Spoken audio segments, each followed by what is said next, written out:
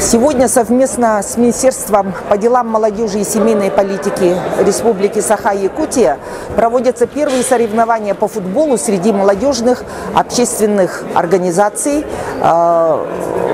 республики на Кубок управления наркоконтроля.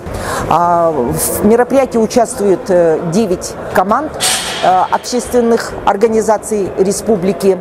Мероприятие сегодняшнее пройдет под девизом «Спорту да, наркотикам нет». Цель и задача у них одна – это пропаганда здорового образа жизни, объединение молодых людей вокруг себя, формирование активной жизненной позиции. Хотелось бы выразить в первую очередь слова благодарности организаторам данного мероприятия.